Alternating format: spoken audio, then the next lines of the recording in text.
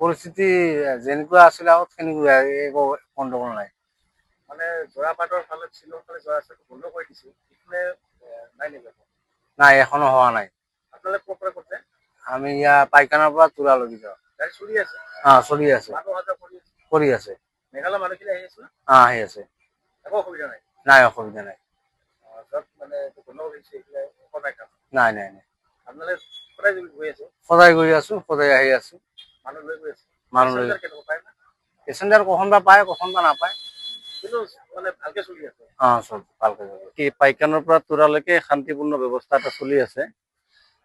এটা চেপা উত্তেজনা এটা আছে যদিও মানুহখিনি ৰাজপথত নামা নাই, আন্দোলন কৰা নাই।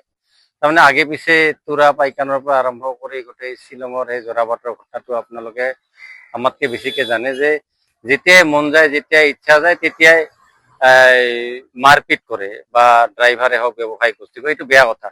কাৰণ আমাৰ অসমৰ মানুহ মেঘালয়ক যেনেকে ভাল পায়, মেঘালয়ৰ মানুহ তেনেকে অসমক ভাল পাব লাগিব। কাৰণ মেঘালয় আৰু অসম দুখন ৰাজ্যৰ ওপৰত ভিত্তি কৰি চলি আছে।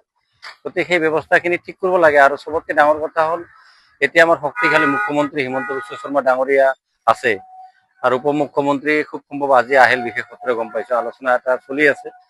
গতিকে এই দীৰ্ঘদিনীয়া যি সমস্যা, এই সমস্যাখিনি অতি সোনকালে সমাধান হ'ব। ইয়াততো একো অসুবিধা নাই? ইয়াত মানে আন্দোলনমুখী হোৱা নাই, চেপা উত্তেজনা এটা আছে, নোহোৱা নহয়, কিন্তু শান্তিপূৰ্ণভাৱে চলি আছে। মানুহখিনিক শান্তিপূৰ্ণভাৱে চলাই নিয়াৰ ব্যৱস্থা কৰি আছে। ইয়াত কোনো ধৰণৰ উত্তেজনা হোৱা নাই। ইয়াত পাইকানৰ পৰা কলৈ যায়? তুৰা, গোকুল, নাঙল, মানে যিমান এই আচলতে এই জোৰাবাটৰ ঘটনাটো হোৱাৰ পিছৰ পৰা এইটো ৰাস্তাৰ ব্যস্ততা অলপ বাঢ়িছে, কাৰণ সেইফালে অহা যোৱাটো বন্ধ হৈছে। এইপিনেদি বেছি অহা যোৱা চলি আছে। মেঘালয় অহা যোৱা চলি আছে, চলি আছে।